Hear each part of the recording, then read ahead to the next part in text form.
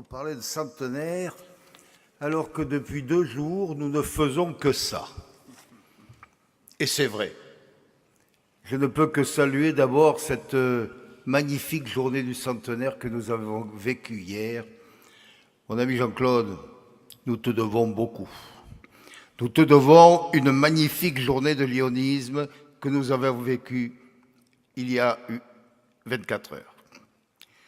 Alors, il y a 1 an, je vous demandais de vous mobiliser autour de vos coordonnateurs des districts, sous l'autorité de vos gouverneurs respectifs, pour que notre centenaire soit l'occasion de nous faire mieux connaître et surtout nous connaître plus précisément de nos concitoyens, de nos collectivités locales en particulier. Et puis aussi de faire la fête. Parce que je pense que quand on fête un centenaire dans une famille, on fait la fête autour de lui. Et nous faisions la fête au sein de notre association.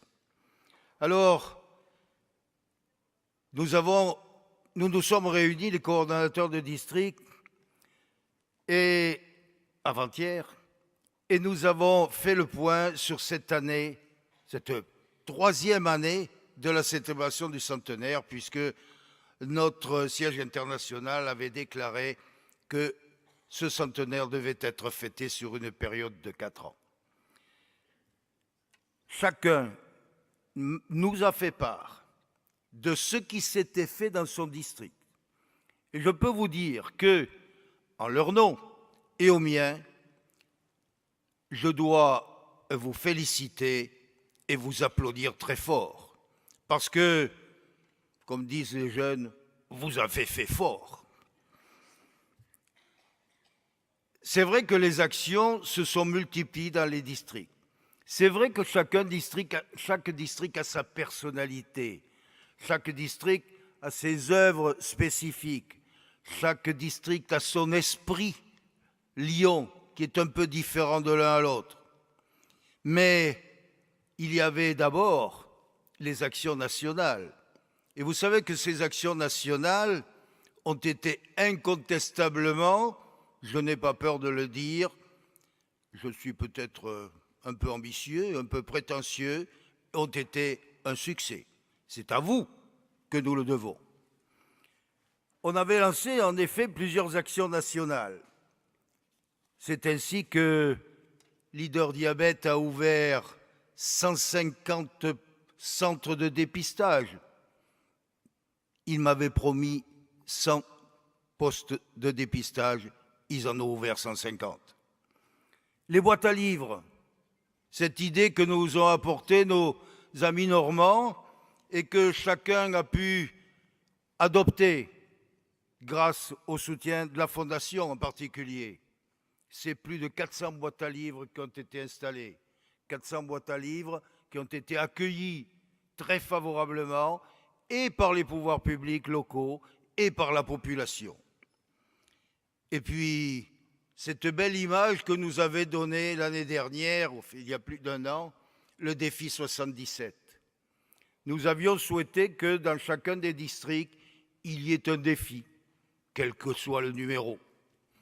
Et cela n'a pas pu être réalisé dans tous les districts, c'est vrai, mais dans certains, ça a été un beau succès. Certains ont enlevé 11 à 77 et ils ont fait le défi 66. Alors, l'année prochaine, je pense que je vous parlerai du défi 55. Je ne sais pas quel département 55. Et puis, pardon ? La Meuse. La Meuse, merci. Alors, mes amis de la Meuse, vous savez ce qu'il vous reste à faire. Et puis, l'opération Champagne. J'en ai dit un mot tout à l'heure, puisque l'occasion m'a été donnée de le faire. 38 000 € pour notre fondation nationale, ce n'est pas mal. Mais on peut continuer encore. Vous savez, ça se boit tout le temps, le champagne. Et puis, on aura une petite opération complémentaire avec des ventes de capsules et de muselets. Il y a beaucoup d'amateurs, beaucoup de collectionneurs à qui ça fera plaisir. Et puis, ce que nous avons tous applaudi. Et Dieu sait si c'est difficile.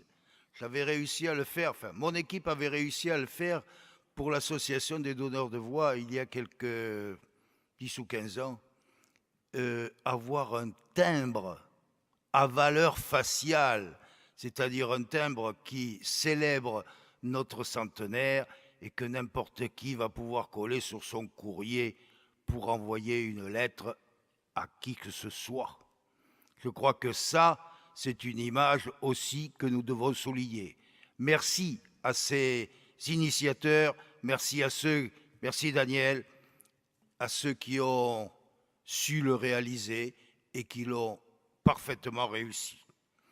Alors, à côté de ces opérations nationales, il y a eu, je vous l'ai dit, un foisonnement de réalisations, de manifestations dans tous nos districts. Alors, je voudrais en sortir quelques-unes comme ça parce qu'elles m'ont frappé un peu plus peut-être, mais je ne suis pas forcément le meilleur des juges. Je voudrais parler de la flamme du centenaire en particulier.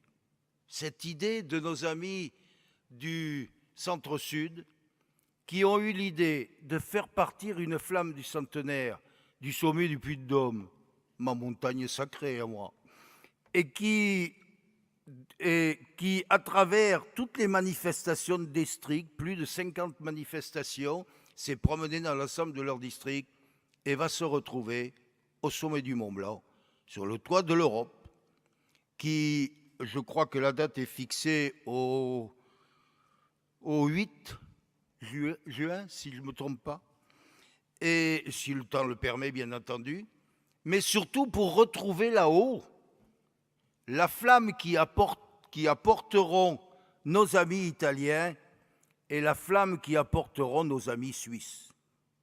C'est tout un symbole que cette flamme des trois pays se retrouve sur le toit de l'Europe. Et puis, je crois qu'il y a une autre manifestation qui m'a touché un peu, c'est que nos amis du district Est ont eu l'idée de fêter aussi, en même temps que notre centenaire, le centenaire de la bataille de Verdun. Avouez que réaliser ensemble le centenaire d'une association qui prêche, qui défend, qui promeut la paix entre les peuples, et le centenaire de cette, passez-moi l'expression, de cette boucherie que fut la Grande Guerre et en particulier la bataille de Verdun, c'est vraiment très symbolique et c'est vraiment pour faire comprendre à nos amis européens et à tous ceux qui nous connaissent ce que nous représentons de lien entre les peuples. Alors, toutes ces célébrations, mais il y en a d'autres, je pourrais vous en citer je ne sais combien. Je ne peux que vous donner ainsi un échantillon. Et vous savez, comme tous les échantillons, ce n'est pas les analystes qui me contrediront. Un échantillon, il doit être représentatif, c'est vrai, mais il n'est qu'un échantillon. Il laisse de côté la plus grande partie de ce que l'on veut analyser. Eh bien, quand je cite quelques manifestations telles que le grand pique-nique que veulent organiser nos amis du Sud-Ouest autour d'une montagne de 100 000 lunettes en faisant un pique-nique géant de plus de 1000 personnes auprès du château de Montesquieu à la Brède, je crois que ça vaut le coup d'être souligné.